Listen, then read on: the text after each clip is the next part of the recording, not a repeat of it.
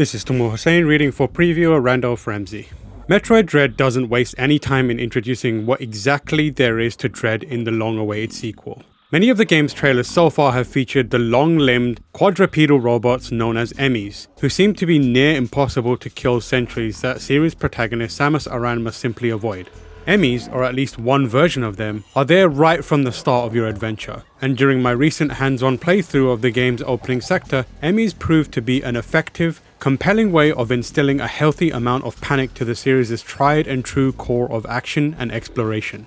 Granted, the last game in this specific Metroid series, Metroid Fusion, which was released a whopping 19 years ago, featured a similar nemesis-like unstoppable enemy in the SAX. But while the SAX was merely a chilling presence in limited and scripted spurts, the EMMIs in Dread look like they'll be a much more present and constant threat. In my hour-long playthrough, the winding path of progress took me through enemy-patrolled areas several times, which meant repeated cat-and-mouse-like encounters. Although my time with the game was brief, it was enough for me to feel twinges of anxiety every time I saw one of the telltale shimmering black and white doors that indicated an EMMI was somewhere on the other side.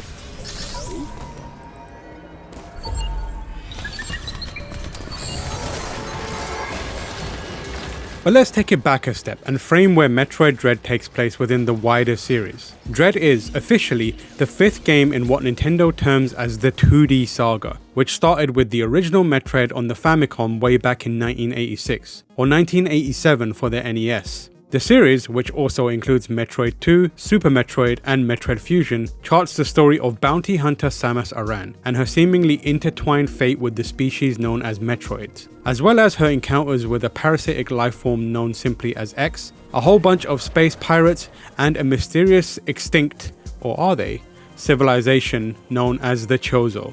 It's a lot to remember, especially as this story has taken 35 years to unfold. It's no wonder that Metroid Dread makes sure to catch you up on the narrative so far with a brief recap right at the start of the game. The intro gives some necessary background along with a healthy dose of mystery. The dangerous X parasite, thought to have been wiped out after the events of Metroid Fusion, have been spotted again on the planet ZDR. The Galactic Federation sent a team of robotic EMMIs to search for the X, but they have been mysteriously corrupted. Now it's up to the hyper-capable Samus Aran to figure out exactly what happened to the EMMIs and to confirm if X is again a credible threat.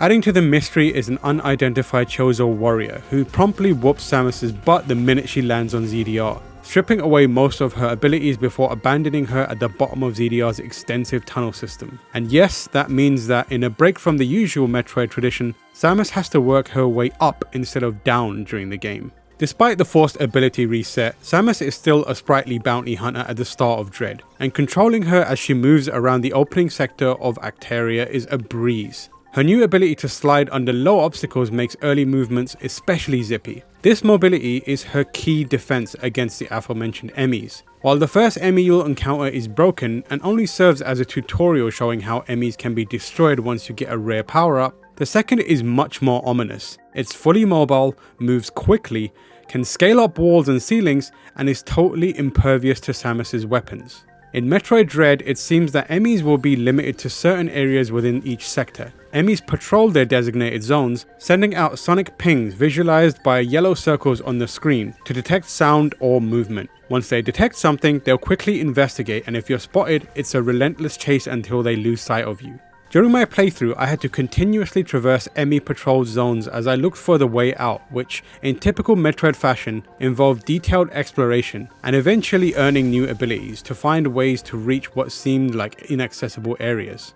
Going into EMMI areas for me were initially frenetic, bolt for the exit affairs, with any mistimed jumps or missed ledges ending in quick EMMI assisted death. But that frantic feeling eventually subsided into a more controlled tension as the game forced more EMMI interactions. In one area I had to stand on a switch for a certain amount of time in order to access the next room. This simple task was made complicated by a pursuing EMMI, which meant I had to get enough distance away from the robot, stand on the switch for as long as I could before bolting and leading the EMMI away so I could return to the switch again. It was thrilling.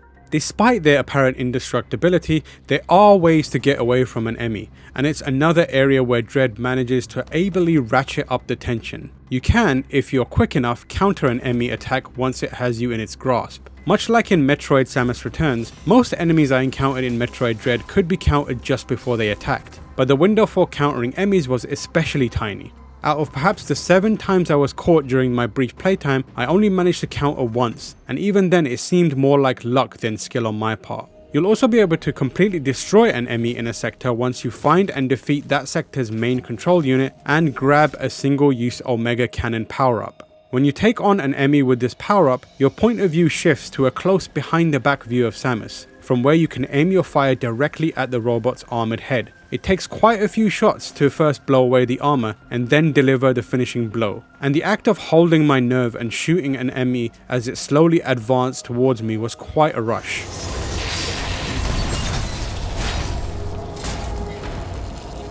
By the time my hands-on ended, I had encountered a major boss fight and earned a new ability that allowed me to move up certain walls, but it was those tense EMMI chases that stayed with me well after my playtime. It also made me wonder how EMMIs will evolve as the game progresses, as previous Dread trailers have shown off different coloured EMMIs, which means this game's most intriguing enemies very likely have more surprises. The Metroid games have always excelled at creating an underlying mood of unease, and in Metroid Dread, it's clear that unease is meant to boil over into a persistent, constant tension.